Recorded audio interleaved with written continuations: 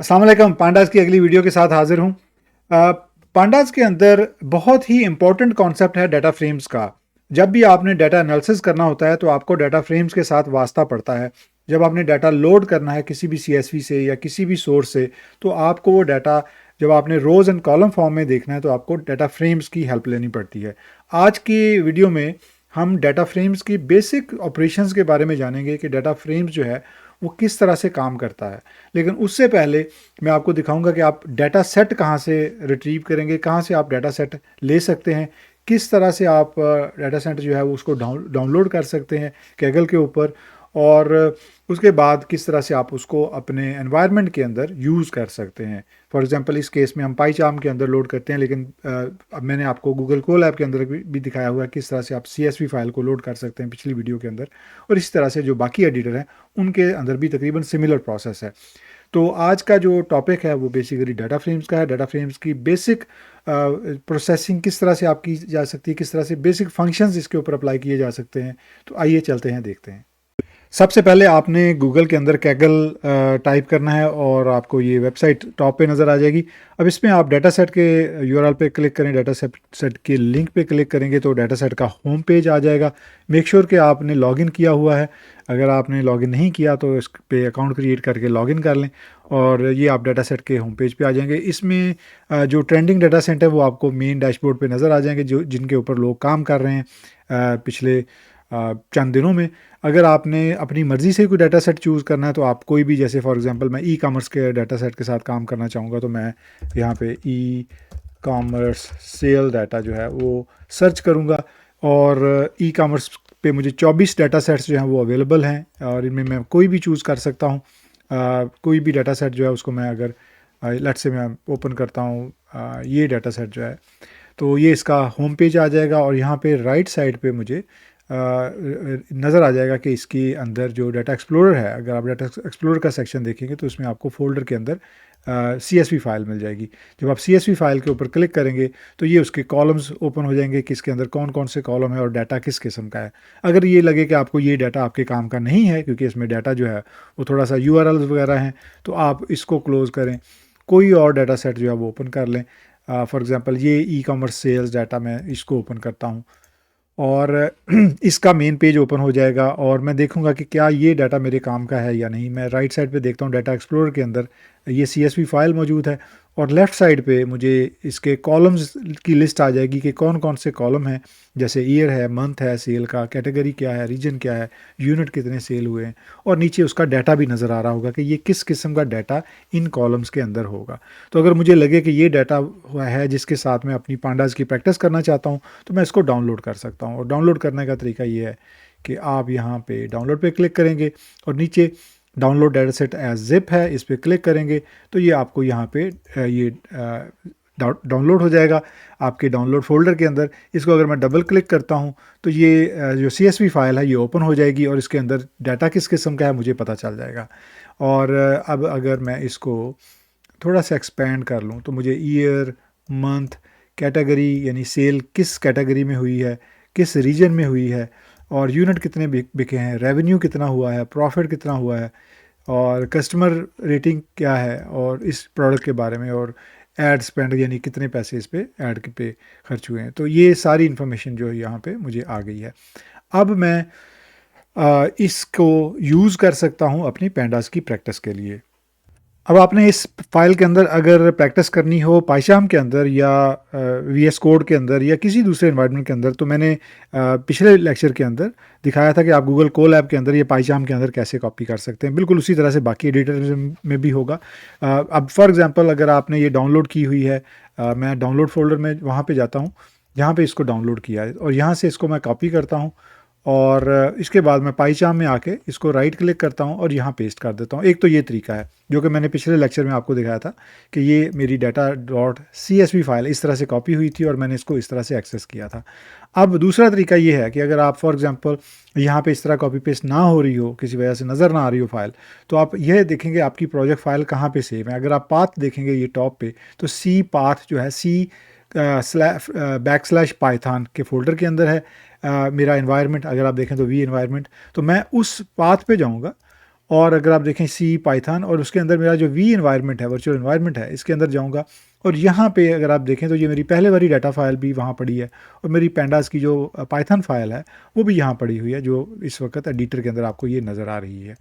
तो अब ये दोनों फाइल्स जो हैं वो आपकी वर्चुअल एनवायरनमेंट के अंदर हैं। तो अगर आपने अगली डाटा फाइल जो है, नेक्स्ट डाटा फाइल यहाँ पेस्ट करनी है, तो आप इसको राइट क्लिक करें, पेस्ट करें, तो आपकी ये डाटा फाइल भी यहाँ पे पेस्ट हो जाएगी इसके अंदर।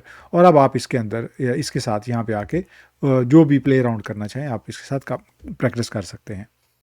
अच्छा, इसमें सबसे पहले हम इसका फ़ॉन्ट साइज़ चेंज करते हैं। तो ये जो ऊपर बार्स हैं, 4 बार, उन पे क्लिक करेंगे, जो मेन्यूज़ आ जाएंगे, फ़ाइल पे जाएं, उसके बाद आप सेटिंग में जाएं, और सेटिंग के बाद जब ये डैश ओपन हो बॉक्स, तो एडिटर में जाएं, फ़ॉन्ट में जाएं, और यहाँ पे आप फ़ॉन्ट चेंज कर सकते हैं। लेट्स से मैं इसको 16 की बजाय 20 करता हूँ, तो ये थोड़ा बेहतर फ़ॉन्ट साइज़ हो जाएगा। लोगों को छोटा फ़ॉन्ट जो है वो नज़र नहीं आता, तो उम्मीद है कि इससे थोड़ा फ़र्क पड़ेगा। अच्छा, अब इसके बाद हमने ये देखना है, जो हमारी एग्जिस्टिंग डाटा डॉट CSV हमने उसको चेंज करना है, और हमने नई डाटा फाइल जो है, जो हमने अभी कॉपी पेस्ट की है, वो हमने यूज़ करनी है। तो ये अगर आप देखें तो e commerce sales data dot CSV है। तो मैं इसको यहाँ पे ई कॉमर्स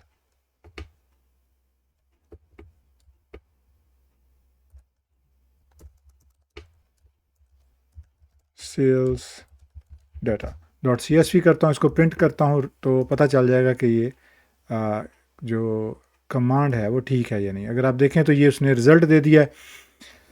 और अगर लेफ़्ट साइड पे देखें, ये हमारा इंडेक्स कॉलम है। बाय द वे, इनको एक्सेल के अंदर हम कॉलम कहते हैं, डाटा बेस के अंदर हम इनको कॉलम्स कहते हैं। ये आपका ईयर कॉलम है, मंथ कॉलम है, लेकिन पैंडास की लैंग्वेज में इनको, या डाटा फ्रेम्स में इनको सीरीज़ कहते हैं। तो ये बेसिकली हमारा जो ईयर कॉलम है, ये ईयर सीरीज़ है, मंथ सीरीज़ है, कैटेगरी है, ये सीरीज़ हैं बेसिकली। और इसमें जो पहला वाला कॉलम है, ये हमारा इंडेक्स है, 0 1 2 3 4 5। और अगर आप देखें तो ये 4 तक, उसके बाद ये गैप आ गया है, और उसके बाद ये बेसिकली जो एंड वाले जो टेल रेकर्ड दे रहे हैं। तो ये जो टॉप के सेक्शन होता है, इसको हेड कहते हैं, जो एंड वाले हैं उनको टेल कहते हैं।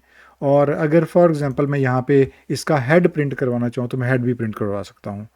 तो उसका तरीका ये है कि मैं यहाँ पे df डॉट हेड का फंक्शन यूज़ करता हूँ, और इसके अंदर मैं कोई भी नंबर दे सकता हूँ। जैसे मुझे 5 हेड के जो रैकेट चाहिए, हेड मतलब जो इनिशियल 5 रैकेट चाहिए, इसको अगर मैं रन करता हूँ तो वो मुझे इनिशियल जो उसके 5 रैकेट हैं वो दिखा देगा। ये टॉप के 5 रैकेट उसने मुझे दिखा दिए।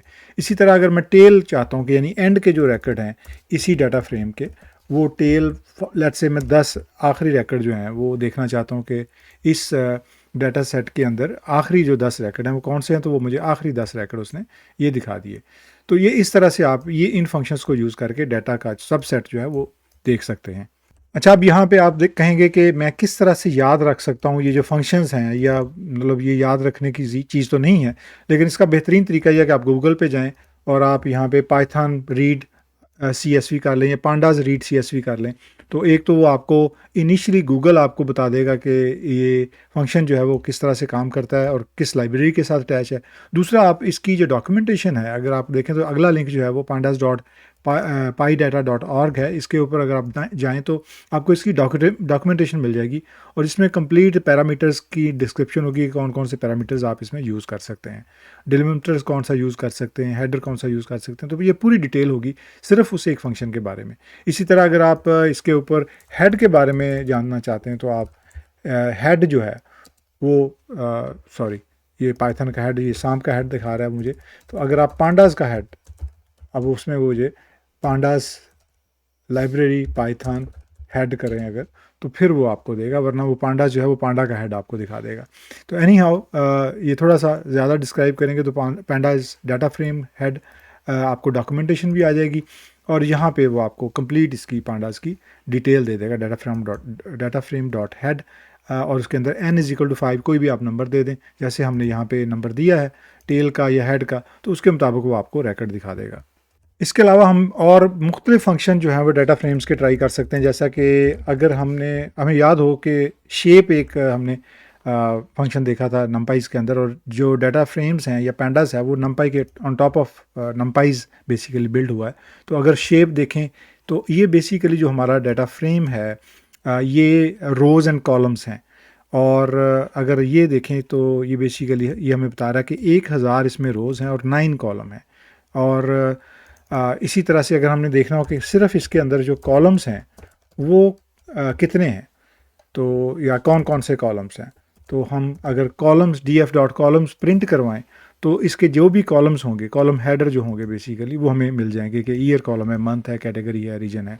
इसी तरह अगर हम लेट्स से कैटेगरी कॉलम है और कैटेगरी में हम ये देखना चाहते हैं कि कितनी किस्म की कैटेगरीज़ हैं, क्योंकि अगर हम प्रिंट करवाते हैं फॉर एग्ज़ाम्पल सिर्फ इसका डाटा फ्रेम जो प्रिंट करते हैं, तो हमें इसके अंदर जो कैटेगरीज़ है उसमें हमें होम डेकोर है, फैशन है, ग्रोसरीज़ है, फैशन है, मतलब रिपीट हो रही हैं कैटेगरीज़ जो कि सेल हुई है आइटम्स उसके हिसाब से। तो हम अगर ये देखना चाहते हैं कि कितनी किस्म की यूनिक कैटेगरीज़ हैं, क्योंकि हो सकता है हमारे पास जैसे ये 1000 रैकेट है, तो हम 1000 रैकेट को तो एक एक करके स्कैन नहीं कर सकते और इनको कैटेगरीज़ को काउंट नहीं कर सकते। तो उसका एक आसान तरीका ये है कि आप जो भी आपने कॉलम जो है उसको यूनिकली अगर आपने देखना हो कि उसमें कौन कौन से यूनिक वैल्यूज़ हैं, तो उसका तरीका ये है कि आप उसको यूनिक फंक्शन यूज़ कर लें और df डॉट जो कैटेगरी मतलब कॉलम का नाम यूज़ करें, उसके बाद यूनिक यूज़ करें और इसको अगर आप प्रिंट कर लें तो जो भी उसकी यूनिक वैल्यूज़ हैं वो आपको प्रिंट कर देगा। अब जैसे यहाँ पे देखें तो जो यूनिक वैल्यूज़ हैं उस कॉलम के अंदर वो होम डेकोर है, फैशन है, ग्रोसरीज़ है, ब्यूटी प्रोडक्ट्स है, बुक्स है और इलेक्ट्रॉनिक्स है। तो ये बहुत ही हैंडी है जब आपके पास thousands and thousands of racket हों और आपको ये देखना हो कि किसी ख़ास कॉलम के अंदर कितनी किस्म की वैल्यूज़ हो सकती हैं, पॉसिबल वैल्यूज़ हैं, तो आपको ये सिर्फ एक कमांड से इसको पता कर सकते हैं। अगर ये हमारे पास ये पैंडास का ये डाटा फ्रेम का फंक्शन ना होता तो सिर्फ पाइथन के साथ, प्लेन पाइथन के साथ ये मालूम करने के लिए हमें पूरा लूप लगाना पड़ता और ये पूरा एक 15 से 20 लाइन का कोड होता।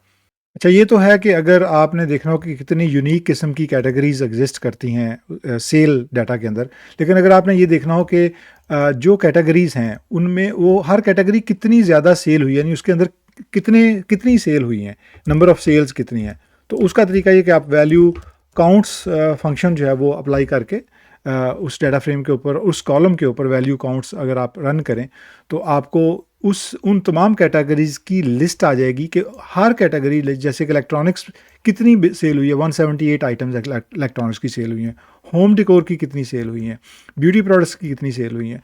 तो अगर आप देखें तो ये बहुत ही ज़बरदस्त लाइब्रेरी है, बहुत ज़बरदस्त फंक्शन है जो कि पैंडास के आपको डाटा एनालिसिस के लिए काम आते हैं। अगर आपने डाटा एनालिसिस करना हो लार्ज डाटा सेट्स के ऊपर, मिलियंस रैकेट्स के ऊपर, तो सिर्फ एक फंक्शन कॉल के साथ आपके पास ये रिजल्ट्स आ जाते हैं। यही वजह है कि पांडास लाइब्रेरी जो है वो बहुत ज़्यादा यूज़ होती है, क्योंकि ये बहुत ही कारआमद किस्म की लाइब्रेरी है, बहुत ज़बरदस्त फंक्शंस हैं इसके अंदर। अब फॉर एग्ज़ाम्पल अगर हम इसके जितने भी कॉलम्स हैं, अगर हम वो तमाम कॉलम्स जो हैं वो डिस्प्ले करते हैं और इसको मैं रन करता हूँ, मैंने स्मॉल लिखा है, इसको कैपिटल लिखना है और ये जनाब ये स्पेलिंग की मिस्टेक है। अब मैं दोबारा इसको रन करता हूँ और df डॉट कॉलम्स फिर दोबारा मिस्टेक है क्योंकि सी को कैपिटल नहीं स्मॉल करना है और स्पेलिंग की मिस्टेक थी। इसको मैं दोबारा रन करता हूँ df डॉट कॉलम्स, तो ये सारे कॉलम्स मुझे डिस्प्ले कर देगा। अब फॉर एग्जांपल अगर मुझे ये सारे कॉलम्स नहीं चाहिए बल्कि एक सबसेट चाहिए, मिसाल के तौर पे मैं ये देखना चाहता हूँ कि किस साल के अंदर कितनी कैटेगरीज़ के अंदर कितने यूनिट सेल हुए हैं मुझे, बाकी और उनका कितना रेवेन्यू है, तो बाकी चीज़ें मुझे नहीं चाहिए। तो उसका तरीका ये है कि आपने ये जो भी कॉलम आपको चाहिए, आप वो कॉलम एक सबसेट बनाएंगे और उसका तरीका ये है कि आप इस डाटा फ्रेम के साथ डबल स्क्वायर ब्रैकेट का इस्तेमाल करेंगे और यहाँ आप एक square bracket, double square bracket और इसके अंदर डबल कोट्स, और यहाँ पे आप जो भी आपने कॉलम डिस्प्ले करवाना है, फॉर एग्जांपल जो आपने सबसेट के अंदर कॉलम लेना है, सबसेट डाटा फ्रेम के अंदर कॉलम लेना है, वो आप यूज़ कर सकते हैं। इसके बाद लेट्स से आप ईयर के अलावा आप चाहते हैं कि कैटेगरी हो, आप कैटेगरी कॉलम को यहाँ पे यूज़ कर सकते हैं डबल कोट्स। ये याद रखिएगा कि आपने यहाँ पे कॉमा के साथ इसको सेपरेट करना है और उसके बाद फिर कॉमा के साथ सेपरेट करके अगला कॉलम देना है, और वो कॉलम लेट से आपका यूनिट सोल्ड है कि कितने यूनिट सोल्ड हुए हैं उस कैटेगरी के, और उसके बाद फिर आपने अगला जो कॉलम देना है वो रेवेन्यू का देना है और यहाँ पे आप रेवेन्यू दे दें। और ये आपने अगर प्रिंट करवाना है, अब चूँकि मैंने डबल कोट्स को एंड नहीं किया तो वो स्क्विगली दे रहा है एरर की। इसको मैं रन करता हूँ तो ये अब सारे कॉलम्स की बजाय मुझे सिर्फ यही कॉलम देगा जो मैंने इसको कहें कि मुझे सिर्फ इतने ही कॉलम डाटा फ्रेम के अंदर चाहिए। अच्छा, अब मिसाल के तौर पे अगर आपने ये डाटा फ्रेम जो है ये अब इसी को आगे यूज़ करना है, आप पिछला जो डीएफ है उसको यूज़ नहीं करना चाहते, तो आपने क्या करना है कि आपने यहाँ से इसको एक और वेरिएबल डिस्प्ले कर दें। लेट्स से उसका नाम रख दें, आप df2 कर दें फॉर एग्जांपल। और ये आप जो भी आपने सबसेट डाटा सेट है उसके अंदर आप इसको df2 के अंदर सेव कर दें। अब आप df2 को अगर आप यूज़ करना चाहें तो आप df2 को यूज़ कर सकते हैं और बाकी सारे ऑपरेशंस आप अपने df2 यानी कि जो सबसेट है आपका डाटा सेट का उसके ऊपर कर सकते हैं। अगर मैं इसको डिस्प्ले कराऊँ तो अगर आप देखें तो उसने अब बिल्कुल मुझे सबसेट ही दिया है और इसके साथ इंडेक्स ऑटोमेटिकली वो ऐड कर रहा है जो कि नंबर ऑफ़ रिकॉर्ड्स है बेसिकली, कि आपका ये 0 रिकॉर्ड है, इंडेक्स वो 0 से स्टार्ट करता है, बिल्कुल इसी तरह से जैसे अरेज के अंदर इंडेक्स है वो 0 से स्टार्ट होता है। तो ये इस तरह से आप एक सबसेट जो है किसी भी जो बड़ा डाटा फ्रेम है या बड़ा डाटा सेट है उसका सबसेट भी आप यूज़ कर सकते हैं डाटा एनालिसिस के लिए। तो अब हम वापस अपने ओरिजिनल डाटा सेट की तरफ जाते हैं। मैं df जो है df2 इसको ख़त्म कर देता हूँ, ये सिर्फ आपको मकसद था समझाना। अब मैं दोबारा इसको जो मेरा df यानी डाटा फ्रेम है उसका कंप्लीट जो रिकॉर्ड्स हैं वो डिस्प्ले करता हूँ। अब फॉर एग्जांपल ये तो था कि मैंने अगर सबसेट लेना है कॉलम्स का, यानी कॉलम्स का सबसेट मतलब यानी सारे कॉलम्स की बजाय चंद कॉलम मैंने यूज़ करने हैं। लेकिन अगर मुझे फॉर एग्जांपल रोज़ का सबसेट लेना है, यानी सारी रोज़ नहीं लेनी लेकिन मुझे मखसूस रोज़ लेनी है, मिसाल के तौर पे मैं इसके ऊपर एक फ़िल्टर लगाता हूँ या मैं एक कंडीशन लगाता हूँ कि मुझे सिर्फ वो रोज़ चाहिए जिनका जो रिकॉर्ड है फॉर एग्जांपल जिनका ईयर है वो 2021 के बाद की चाहिए। तो उसके लिए मुझे यहाँ पे एक कंडीशन लगानी पड़ेगी, df dot for example year is greater than 2021। अगर मैं ये करता हूँ और इसको रन करता हूँ तो अब वो क्या करेगा कि मुझे जो रिकॉर्ड हैं बेसिकली ईयर 2021 के से ज़्यादा के उनके बारे में वो ट्रू फॉल्स दिखा देगा कि कौन कौन से रिकॉर्ड जो हैं वो यानी बजाय रिकॉर्ड डिस्प्ले करने के कि बूलियन वैल्यू दिखा रहा है कि ये रिकॉर्ड 2021 के बाद का है या पहले का है। ऐसा क्यों है? क्योंकि मैंने सिर्फ उसको कंडीशन दी है df dot year greater than ये, तो वो बता रहा है कि अच्छा हाँ इस रिकॉर्ड के अंदर ये फॉल्स है और इसके अंदर ट्रू है। लेकिन अगर मैं पूरा रिकॉर्ड डिस्प्ले करवाना चाहूँगा तो मुझे डाटा फ्रेम प्रॉपर मेंशन करना पड़ेगा कि मुझे इस डाटा फ्रेम के अंदर रिकॉर्ड भी चाहिए। तो df और उसके साथ आप स्क्वायर जो ब्रैकेट है वो शुरू करेंगे और उसके अंदर कंडीशन रखेंगे। और ये जनाब अगर मैं इसको यहाँ पे स्क्वायर ब्रैकेट ख़त्म कर देता हूँ, ये जो छोटी ब्रैकेट है ये प्रिंट की है, थोड़ा सा आपको क्लियर करने के लिए मैं स्पेस दे देता हूँ। तो अगर आप देखें तो ये मैंने df लगाया, df के अंदर स्क्वायर ब्रैकेट है और उसके अंदर कंडीशन है। अब अगर मैं इसको रन करता हूँ तो अब ये मुझे रिकॉर्ड भी दिखाएगा। आप देखेंगे कि अब ये मुझे पूरा रिकॉर्ड भी दिखाएगा, लेकिन वो रिकॉर्ड सिर्फ देगा जो 2021 से बाद के हैं, यानी 2022 है, 2023 है, यानी 2024 है। मुझे वो सेल दिखाएगा 2021 से बड़े साल की या जो बाद के साल की। तो ये इस तरह से आप एक फ़िल्टर करके रिकॉर्ड नंबर ऑफ़ रिकॉर्ड जो है वो कम कर सकते हैं। इसको अगर आप इक्वल करेंगे तो ये 2021 को भी शामिल कर लेगा, यानी कंडीशन के अंदर 2021 भी शामिल हो जाएगा कि उसके जो ईयर अगर 2021 हो तब उनको भी डिस्प्ले कर दो। तो मैं अगर इसको रन करता हूँ तो आप देखेंगे कि अब वो 2021 के रिकॉर्ड को भी साथ डिस्प्ले कर रहा है। तो इस तरह से ये कंडीशंस यूज़ करके आप किसी भी डाटा सेट का जो है वो सबसेट ले सकते हैं, यानी कि कंप्लीट डाटा सेट की बजाय आप मखसूस रिकॉर्ड जो हैं वो कंडीशन बेस्ड रिकॉर्ड जो हैं वो आप ले सकते हैं। अब अगर फ़र्ज़ करें कि आपने दो कंडीशन देनी है, जैसे एक कंडीशन तो ये है कि ईयर जो है वो 2021 से ज़्यादा हो, लेकिन अगर आपने एक कंडीशन देनी हो कि जो ईयर है वो 2024 से कम हो, यानी 2021 और 2024 के दरमियान की आपको सेल चाहिए, तो इसके लिए आपको क्या करना होगा कि आपको दो कंडीशन इस स्क्वायर ब्रैकेट के अंदर देनी होगी। जब दो कंडीशन देनी है तो आपको इसको सेपरेट करने के लिए यहाँ पे आपने छोटी जो ब्रैकेट है वो लगा देनी है।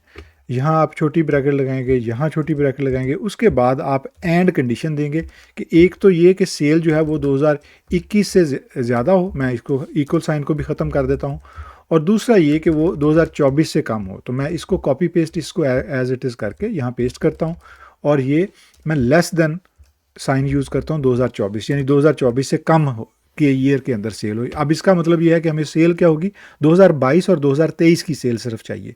हमने जो कंडीशन दी है उसके मुताबिक अगर मैं इसको रन करता हूँ तो जो जो हमें रिकॉर्ड आएगा, अगर आप देखें तो हमें 2022 और 2023 की सिर्फ सेल आ रही है, ना 2021 की आ रही है, ना 2024 की आ रही है। तो इस तरह से आप कंडीशन लगा के अपना जो डाटा सेट है उसको डाटा फ्रेम के फंक्शंस यूज़ करके आप इसको छोटा डाटा सेट भी यूज़ कर सकते हैं अपने एनालिसिस के लिए। अच्छा, अब यहाँ पे अगर आपने देखना हो कि लेट्स से ये जो हमारा डाटा सेट है या डाटा फ्रेम है, इसके अंदर सिर्फ आपने देखना हो कि बुक्स कितनी सेल हुई हैं, तो उसके लिए फिर आपने इसी तरह से कंडीशन लगानी है। मैं ये बाकी चीज़ें ख़त्म कर देता हूँ यहाँ से, और यहाँ पे मैं df डॉट जो हमारी कैटेगरी है, बेसिकली ये कैटेगरी बेसिकली जो कॉलम का नाम है वो देना है, बुक्स का नाम यहाँ नहीं देना, आपने कॉलम का नाम देना है यहाँ पे, और डबल इक्वल देना है। और ये बाकी सब हम ख़त्म कर देते हैं क्योंकि अब इसकी हमें ज़रूरत नहीं है। और इसके बाद आपने सिंगल कोट के अंदर वैल्यू देनी है कि कौन सी वैल्यू अपने कैटेगरी के अंदर आपने फ़िल्टर आउट करनी है। तो ये एक हमारा कैटेगरी कॉलम है जो हमने दे दिया df डॉट कैटेगरी, और उसके बाद वैल्यू देनी है कि कौन सी वैल्यू आपने फ़िल्टर करनी है। तो मैं बुक्स जो है वो सिर्फ बुक्स की सेल जो है वो देखना चाहता हूँ। तो मैं अगर इसको रन करूँ तो मुझे सिर्फ बुक्स की सेल जो है वो दिखा देगा। ये देखें, उसने मुझे जितनी भी बुक्स की सेल है वो सारी बाकायदा इंडेक्स नंबर के साथ, कि जहाँ जहाँ इंडेक्स है बुक का वो ही सिर्फ मुझे उसने दिखाया, और सिर्फ बुक्स की सेल जो है वो इस तरह से आप निकाल सकते हैं बड़ी आसानी के साथ, सिर्फ एक कंडीशन यूज़ करके डाटा फ्रेम के ऊपर। अच्छा, इस प्रोसेस को रो लेवल फ़िल्टरिंग कहते हैं, यानी हमने रोज़ को फ़िल्टर किया है। और इसमें ये जो प्रोसेस हमने किया है, यानी हमने कॉलम के ऊपर एक वैल्यू कंडीशन लगा के रोज़ को फ़िल्टर किया है, इसको कंडीशनल कहते हैं। ये कंडीशनल फ़िल्टरिंग हम कर रहे हैं, हम कंडीशन लगा रहे हैं कि सिर्फ हमें कैटेगरी जो है बुक्स की चाहिए। तो इस तरह से आप रो लेवल फ़िल्टरिंग कर सकते हैं, यानी जैसे मैंने कॉलम फ़िल्टरिंग की थी पहले, कि मैंने एक सबसेट लिया था कॉलम्स का और उसको df2 का नाम दे दिया था, उस डाटा फ्रेम 2। इसी तरह से आप रो लेवल फ़िल्टरिंग इस तरह से कंडीशन लगा के कर सकते हैं। इसी तरह से अगर आपने फॉर एग्ज़ाम्पल फंक्शन है डिस्क्राइब करना, कैसे किस तरह से आप इसको, अगर आपने इन कॉलम्स को डिस्क्राइब करना है जो कि जो न्यूमेरिकल कॉलम है ख़ास तौर पे, तो df डॉट डिस्क्राइब अगर आप करेंगे तो जो भी आपके न्यूमेरिकल कॉलम्स हैं उनको वो डिस्क्राइब कर देगा। अगर आप देखें तो उसने सारे कॉलम यहाँ पिक नहीं किए, सिर्फ न्यूमेरिकल कॉलम डिस्क्राइब किए हैं, और उनकी उसने मुख्तलिफ जो फीचर्स हैं वो लेफ़्ट साइड पे अगर आप देखें तो वो आपको बता रहा है कि इसका काउंट क्या है, यानी ईयर कितने रिकॉर्ड हैं उसके अंदर, 1000 रिकॉर्ड हैं। मीन जो है वो क्या है, यानी उनका मीन निकाल लिया है, उन जितनी भी वैल्यूज़ हैं न्यूमेरिकल वैल्यूज़ उनका मीन निकाल लिया है। स्टैंडर्ड डेविएशन क्या है, अच्छा ये वो चीज़ें हैं जो मीन, स्टैंडर्ड डेविएशन, ये वो कॉन्सेप्ट हैं मैथमेटिक्स के जो आप सर्च कर सकते हैं गूगल के ऊपर। अगर आप सर्च करें तो आपको पता चल जाएगा कि मीन क्या होता है, स्टैंडर्ड डेविएशन क्या होती है। वैसे मैं कोशिश करूंगा कि इसके ऊपर कोई आपको हेल्प ज़रूर प्रोवाइड करूं कि आपको थोड़ी सी एक्सप्लेनेशन इसमें मिले। लेकिन बेहतरीन तरीका, जैसे मैंने कहा कि गूगल होता है, आप इसको अगर मीन को गूगल करें कि मीन जो है वो क्या चीज़ होती है, स्टैंडर्ड डेविएशन क्या चीज़ होती है, तो आप इसके ऊपर बहुत बेशुमार वीडियोस और आपको बहुत सारा कंटेंट मिल जाएगा जो आपको एक्सप्लेन करेगा कि ये क्या चीज़ होती है। इस तरह इसी ईयर कॉलम के अंदर मिनिमम वैल्यू क्या है 2020 है, मैक्सिमम वैल्यू क्या है 2024 है। तो इस तरह से जो 25% जो वैल्यूज़ है वो ये है, 50% ये है, 75% ये है, यानी ये वो वैल्यूज़ हैं कितनी परसेंटेज किस वैल्यू की एग्जिस्ट करती है। इसी तरह से यूनिट सोल्ड के बारे में बिल्कुल सेम चीज़ है। इसी तरह से कस्टमर रेटिंग के बारे में है और एड स्पेंड के बारे में है। तो ये बेसिकली डिस्क्राइब फंक्शन जो है वो इस तरह से काम करता है। इसी तरह अगर आप इन्फ़ो को ट्राई करें, इन्फ़ो फंक्शन जो डाटा फ्रेम्स का, तो इन्फॉर्मेशन दे देगा आपको डाटा फ्रेम के बारे में। और अगर मैं इसको थोड़ा सा एक्सपेंड करूं तो आपको यहाँ पे आइडिया हो जाएगा कि इसके अंदर जो कॉलम है, जैसे ईयर कॉलम है या मंथ कॉलम है, वो कितने नॉन नल हैं। यानी इसका फ़ायदा क्या होता है कि आपको, इसका फ़ायदा ये है कि आपको पता चल जाता है कि अगर नल वैल्यूज़ एग्जिस्ट करती हैं, अगर लेट्स से यहाँ पे होता 9999, तो आपको पता चल जाना था कि इसके अंदर एक नल वैल्यू है इस कॉलम के अंदर, तो आपने उसको लाजमी क्लीन करना है। डाटा क्लीनिंग जो है वो अगले वीडियो में मैं आपको दिखाऊंगा किस तरह से आप डाटा को क्लीन कर सकते हैं। और ये ज़रूरी इसलिए है कि अगर आपका डाटा क्लीन नहीं है, नल वैल्यूज़ उसके अंदर एग्जिस्ट करती हैं या आउटलायर्स एग्जिस्ट करते हैं, तो आपका जो जब आप मॉडल ट्रेन करेंगे तो उसमें आपको रिज़ल्ट बेहतरीन नहीं आएंगे, आपके रिज़ल्ट इफेक्ट होंगे। तो इसलिए डाटा क्लीनिंग ज़रूरी है। अब हम इसको थोड़ा सा क्लीन अप कर देते हैं, वापस अपना जो डाटा फ्रेम है सिर्फ डाटा फ्रेम को डिस्प्ले करते हैं। इसको मैं डीएफ प्रिंट करता हूँ, डिस्प्ले करता हूँ, तो ये हमारे रिकॉर्ड हैं। अब इसके अंदर अगर आप देखें तो कस्टमर रेटिंग है फॉर एग्जांपल, और अगर हमने कस्टमर रेटिंग जो है वो निकालनी हो कि मैक्सिमम वैल्यू या मिनिमम वैल्यू क्या है, तो उसके लिए हम मैक्सिमम या मिनिमम फंक्शन यूज़ कर सकते हैं। तो उसका तरीका है डी एफ डॉट, उसका कॉलम का नाम दें, डॉट मिन कर दें, और छोटी ब्रैकेट आपने यहाँ पे यूज़ करनी है, और इसको रन करेंगे तो आपको मिनिमम रेटिंग जो है वो डिस्प्ले कर देगा, 1.0 है। अगर आपने मैक्सिमम भी रेटिंग देखनी है तो मैक्स फंक्शन यूज़ करेंगे उसी कॉलम के ऊपर, तो आपको मैक्सिमम रेटिंग जो है वो 5.0 है, और ये इस तरह से आपको डिस्प्ले कर देगा। अब अगर आपने देखना है कि मिनिमम रेटिंग के कितने कौन कौन से रिकॉर्ड हैं, तो आप ये करें कि जो आपका ये डी एफ डॉट यानी data frame dot customer rating का जो कॉलम है, इसको यहाँ पे सिलेक्ट करें।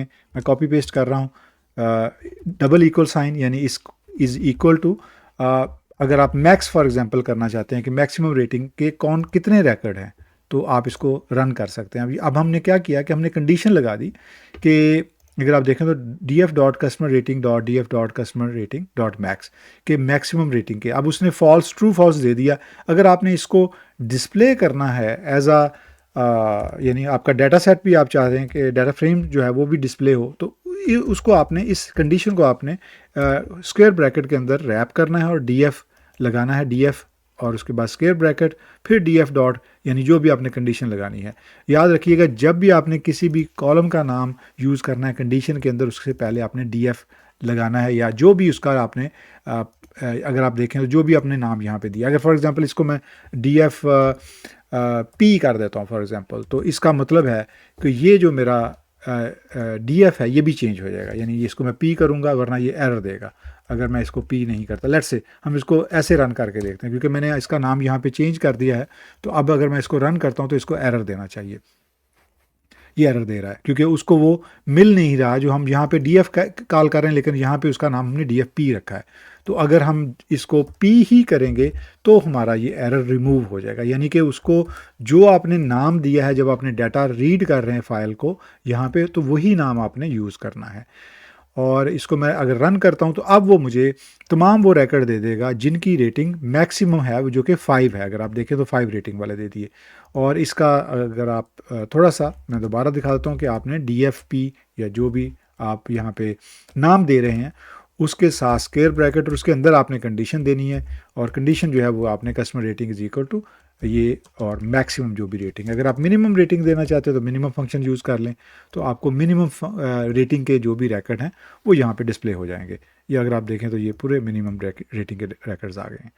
अच्छा, इसको हम क्लियर करते हैं और अब हम अगला अपना जो फंक्शन है वो ट्राई करते हैं। DFP को मैं ख़त्म कर रहा हूँ, दोबारा DF कर रहा हूँ। अच्छा, अब हमने अगर कोई नया कॉलम क्रिएट करना हो, ड्राइव करना हो एग्जिस्टिंग कॉलम से किसी कंडीशन बेस पे, फॉर एग्जांपल अगर हम एक नया कॉलम क्रिएट करना चाहते हैं तो मैं कहता हूँ DF और इसके अंदर मैं यहाँ पे फॉर एग्जांपल मैं ये देखना चाह रहा हूँ कि ये जो हमारी सेल है ये जैसे फॉर एग्जांपल 2022 में हुई है, 2024 में हुई है और अब 2026 है, तो मैं ये देखना चाह रहा हूँ कि कितना टाइम हो गया इस सेल को, कितने साल हो गए हैं।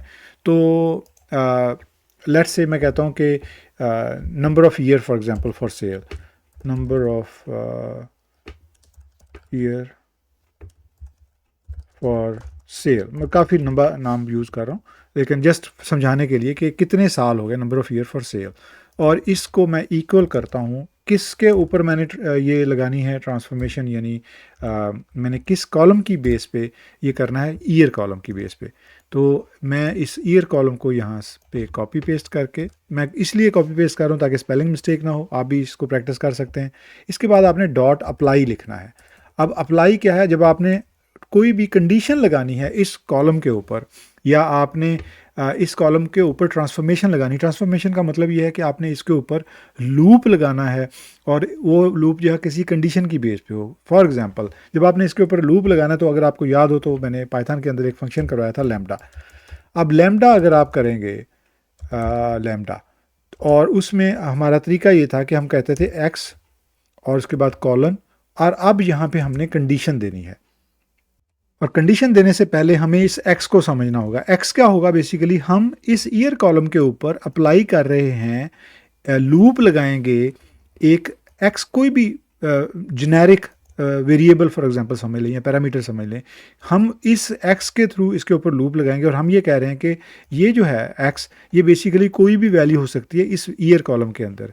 करना क्या है कि जो इस वक्त ईयर है 2026 है फॉर एग्जांपल, हम सब्ट्रैक्ट करेंगे एक्स को, यानी जो भी ये ईयर कॉलम होगा उसको सब्ट्रैक्ट करेंगे 2026 से, तो हमें नंबर ऑफ़ ईयर्स आ जाएंगे कि कितने साल हो गए हैं इस सेल को। अगर हम इसको रन करेंगे, और इसको रन करने से पहले हमें इसको प्रिंट करना होगा, क्योंकि पाइचाम के अंदर आपको प्रिंट लगाना पड़ता है। अगर आप गूगल कोलैब में हैं तो आपको प्रिंट लगाना नहीं पड़ेगा। तो अगर आप यहाँ पे प्रिंट लगाएंगे और ये यहाँ पे अब मुझे कोई एरर दे रहा है, अच्छा ये डबल इक्वल लगाना था, और ये अगर आप सिंगल इक्वल लगाएंगे तो वो असाइनमेंट साइन होगा, अगर डबल इक्वल लगाएंगे तो वो कंडीशन समझता है उसको। अब उसको ये पता है कि मैं बेसिकली कंडीशन लगा रहा हूँ कि मुझे ये नया कॉलम क्रिएट करना है इस बेस पे, इस कंडीशन की बेस पे, ये जो कंडीशन मैंने दी है। और अब मैं इसको अगर रन करता हूँ तो आप देखेंगे कि ये, अच्छा अब उसने एरर दे दिया है, और एरर क्या है? Casted keys most recent call file number of year for sale key error, the above exception was the direct cause of the following exception, line 4 in module। अच्छा, इस एरर की वजह ये है कि हम बेसिकली, ये पूरी असाइनमेंट होगी, ये कंडीशन यहाँ पे नहीं है, ये असाइनमेंट होगी क्योंकि हम एक नया जो कॉलम है वो ड्राइव कर रहे हैं। तो वो ड्राइव कर रहे हैं या असाइन कर रहे हैं इस राइट साइड की कंडीशन से। तो ये प्रिंट के अंदर नहीं आएगा, ये बिल्कुल जिस तरह से हम एक नया वेरिएबल डिक्लेयर करते हैं उस तरह से एक नया कॉलम डिक्लेयर कर रहे हैं, और वो ड्राइव हो रहा है इस ईयर कॉलम से। उसके ऊपर हम ट्रांसफॉर्मेशन लगा रहे हैं लैम्डा फंक्शन यूज़ करके। और अब हम अगर प्रिंट करेंगे इस डाटा फ्रेम को, तो हमारा जो नया कॉलम है वो उस डाटा फ्रेम के अंदर इंक्लूड हो जाएगा। अगर मैं इसको रन करता हूँ तो हमारा जो नया कॉलम है, अगर आप देखें तो नंबर ईयर ऑफ सेल जो है वो एंड पे आ जाएगा, और वो बता देगा कि कितने साल हो गए। जैसे 2020 से अब तक 6 साल हो गए हैं, इस तरह 2021 से 5 साल हो गए हैं। तो इस तरह से जो हमारा नया कॉलम है वो ऐड हो जाएगा हमारे डाटा फ्रेम के साथ। और इसमें जो स्टेप जो बेसिकली गौर करने वाला वो ये है कि जब आप नया कॉलम ड्राइव करते हैं एग्जिस्टिंग कॉलम से, तो उसके ऊपर आप अप्लाई करेंगे ट्रांसफॉर्मेशन, और उस अप्लाई का जो आर्गुमेंट है वो आप देंगे ये लैम्डा एक्सप्रेशन, जिसके अंदर हम कह रहे हैं कि ये लैम्डा एक्सप्रेशन बेसिकली ये एक फंक्शन है जो कि एक्स, यानी कि कोई भी वैल्यू होगी इस ईयर कॉलम के ऊपर, और वो वैल्यू सब्ट्रैक्ट करनी है 2026 से। और ये जब तमाम रिकॉर्ड्स के ऊपर ये लूप चलेगा तो हमारा जो रिजल्टिंग कॉलम है वो बन जाएगा number year of sale for example, ये जो भी हम यहाँ पे इसका नाम दे दें, जैसे नंबर ऑफ ईयर कर दें, नंबर ईयर इसको चेंज कर देंगे, तो जो भी हम नाम रखेंगे वो वाला नाम यहाँ पे आ जाएगा। तो ये बेसिकली तरीकाकार है किस तरह से हम एक एग्जिस्टिंग कॉलम के ऊपर ट्रांसफॉर्मेशन लगा के, कोई भी कंडीशन फार्मूला लगा के हम एक नया कॉलम जो है वो ऐड कर सकते हैं अपने डाटा सेट के अंदर। तो ये कुछ बेसिक फंक्शंस थे डाटा फ्रेम्स के, जो अगर आप प्रैक्टिस करेंगे तो आपके लिए इनको आगे एडवांस लेवल पे करना आसान हो जाएगा। लेकिन इनका समझना ज़रूरी है ताकि आप आगे कोई भी डाटा एनालिसिस करना हो डाटा सेट्स के ऊपर तो आपको इसका अंदाज़ा हो।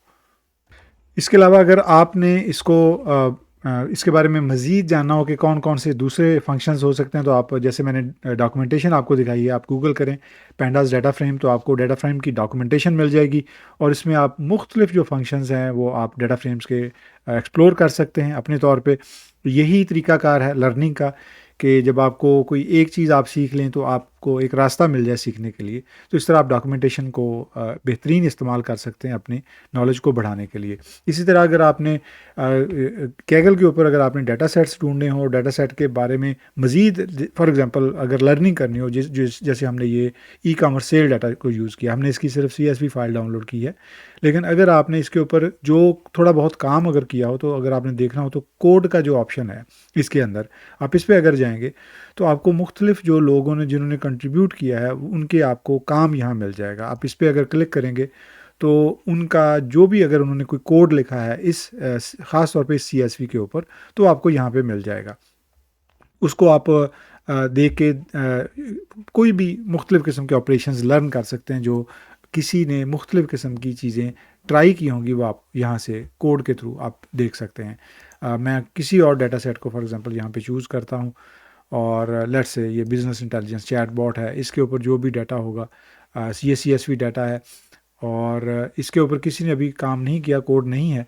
लेकिन अगर आप कोई पुराना डाटा सेट उठाएंगे, फॉर एग्जांपल जैसे मैं ई-कॉमर्स का मैंने अगर डाटा उठाता हूँ तो बहुत सारे और इसमें ऑप्शंस हैं डाटा सेट्स की। अब इसके अंदर अगर आप देखें तो 48 लोगों ने कंट्रीब्यूशन की है कोड के थ्रू इस डाटा सेट को यूज़ करने की। तो अगर मैं इसमें कोई भी एक कोड उठा लेता हूँ, फॉर एग्जांपल मैं यहाँ पे आइटम रिकमेंडेशन जो है इसको क्लिक करता हूँ और इसके अंदर अगर आप देखें तो ये मुख्तलिफ़ किस्म के फंक्शंस उसने यूज़ किए हैं इस डाटा सेट के ऊपर और इस तरह से आप इनको एक्सप्लोर कर सकते हैं। मकसद ये है कि आपको सीखना आना चाहिए कि आपने किस तरह से फर्दर उन्हीं डाटा सेट्स के ऊपर जो आप जिस पे आपने काम किया, बाकी लोगों का अगर आपने काम देखना तो किस तरह से आप उसको यूटिलाइज़ कर सकते हैं। जी, तो आपने देखा कि किस तरह से हम किसी भी डाटा सेट को ढूंढ सकते हैं अपनी ज़रूरत के मुताबिक। अगर हमें डाटा सेट चाहिए हो तो किस तरह से हम कैगल के ऊपर फॉर एग्जांपल डाटा सेट्स जो हैं वो उनमें से एक कोई भी डाटा सेट अपनी मर्ज़ी के मुताबिक उसमें से डाउनलोड कर सकते हैं और अपने एनवायरनमेंट के अंदर उसको लोड करके उसके ऊपर मुख्तलिफ डाटा एनालिसिस के ऑपरेशंस कर सकते हैं। आज का जो मेन मकसद था वो था डाटा फ्रेम के बेसिक ऑपरेशंस को जानना, किस तरह से आप डाटा फ्रेम के ऊपर बेसिक कुछ किस्म के फंक्शंस अप्लाई करके उसके साथ मुख्तलिफ़ किस्म के डाटा एनालिसिस की टेक्निक यूज़ कर सकते हैं। तो कोशिश कीजिएगा, इसको प्रैक्टिस ज़रूर कीजिएगा, क्योंकि अगर आप हैंड्स ऑन नहीं करेंगे तो आपके डाटा एनालिसिस के, डाटा साइंस के जो फाउंडेशनल कॉन्सेप्ट हैं वो क्लियर नहीं होंगे और ये एडवांस लेवल की प्रोग्रामिंग के लिए और एडवांस लेवल की डेवलपमेंट के लिए बहुत ही ज़रूरी है। मिलते हैं अगले टॉपिक के साथ। बहुत शुक्रिया।